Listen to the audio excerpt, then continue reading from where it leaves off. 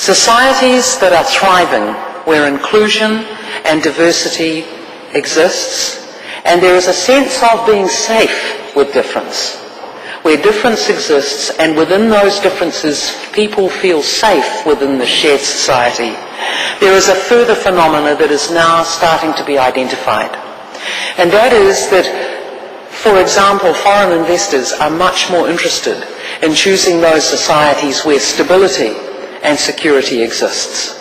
Even local investors will take much more of a punt on their own country if they feel that there is a stable and cohesive environment that gives them both short and medium-term confidence. If you look through some of the statistics in terms of those states that struggle most, there is some interesting findings to be had. Forgive me, let me just find them. In terms of inclusion, some of the recent work of the World Bank economists suggests that the countries at the top quintile of inclusive societies have seen their GDP rise over the past 10 years by a total of 18.6%, more than those countries in the bottom quintile group. In other words, where there is social cohesion, there seems to be a significant separation in growth. And while we could spend a lot of time arguing whether there are other reasons, and there probably are, why those differences occur, certainly the Club of Madrid, as we've looked at both developed and developing economies who are genuinely attempting to address the issues of diversity and created an inclusive environment where they are investing in human capital, they are also attracting financial capital. And that combination of human and financial capital that is comfortable in an environment that is positive and inclusive appears to be providing some chemistry that is allowing societies to move forward. The Club of Madrid and its leaders seek new opportunities to work with others who are also committed to promoting these approaches. Whether, Mr. Chairman, they are groups like the Organization of American States, or whether they are organizations that we find here in Washington who, for a range of reasons, have a mission to try and promote and respect diversity, but create conditions where inclusion is an outcome. The Club of Madrid intends to continue to do this work, not because we are under any illusion that we are still leaders, because clearly we are not. Indeed, one of the features of being a member of the Club of Madrid is that while you have to have a record of promoting democracy and delivering reform, you also have to be committed not to seek the attention for yourself, but rather work with those whose duty it is now to shape the future. What we can do is share our experience and our learning. What we can do is say to others, there are no books where you can just simply go and pick the elements and it automatically delivers. And ladies and gentlemen, I want to conclude my comments on this point. Strategy is helpful, and there are many strategies within our work that are now available. And you will have, both within this organization and in other groups, access to many strategies that may be worth your consideration. But in my experience, inclusion is not achieved through imposition of simply a set of ideas, but rather ownership. So while these ideas are here to enable, unless societies wish to own this challenge and then act on it, little will change. So strategy and leadership are critical. This is not a surprise to you. Many of you know from your own history that the most successful periods of our society tend to have been those periods where a clear set of ideas and clear leadership converged, great progress was made, even in the most difficult of circumstances. And today we find ourselves at a time where we do have a headwind in global economic terms.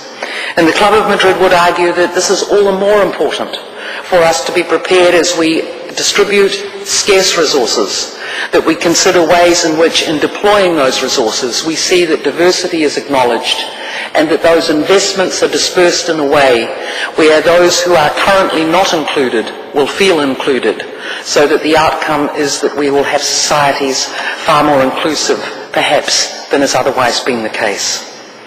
Ladies and gentlemen, why does this matter so much? Well, historically, people on the move have been a feature of our globe. The reality is that today that is happening so much more quickly.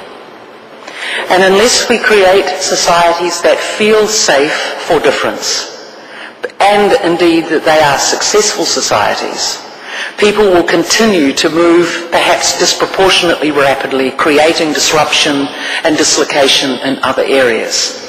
So even the most complacent of us, who thinks that our society is fine, in today's world cannot be complacent, because people on the move are a responsibility and indeed a challenge to us all. They're also an enormous opportunity, because indeed sharing skill and talent and also sharing cultural experience is in fact what makes up most of our societies around the world today. Very few societies have less than 10% of their people from different places, and I know many of the states of the Americas are extremely diverse societies, and even New Zealand society is surprisingly diverse and still growing in its diversity, even though it's a very small population. And so to conclude, we have, as former leaders, a sense of urgency. And it is a privilege for us to have an opportunity to present these concepts to you today. But your organisation represents well over 700 million people. And there are many, many challenges in large economies and across economies, just as there are many challenges in small economies like my own. But the Club of Madrid believes that some of the experiences we have gathered and our willingness to collaborate with those who now have the duty, responsibility and opportunity to lead within their states, that some of these ideas can be extremely valuable in advancing human rights, human dignity and the human experience in terms of success. And we hope that you will take an interest in the material and the call for action which is in the documentation we've left with you today, so that your societies, as you contemplate what will work for you, that you can take some of this experience and make it your own.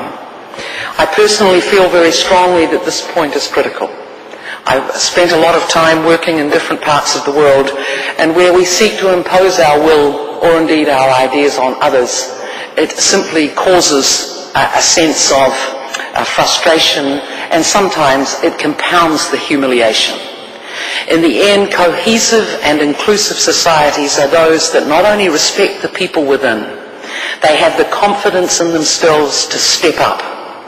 And we offer these ideas in terms of the commitments that the Club of Madrid has put forward for you to do as you see fit, as you accept the challenge to work with your leaders, not only in the political process but in the NGO sector and across your community, but particularly with your young, as you invest in your education system and you shape the next generation of leaders. It is my personal view that we need to advance the confidence of societies across the world in discussing this complex matter.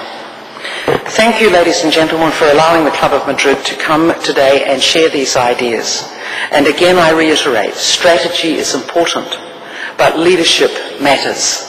And if each of us leads a little, an immense amount of change can occur in our world, and inclusion and diversity may well be a feature of that world that we will enjoy. Thank you very much.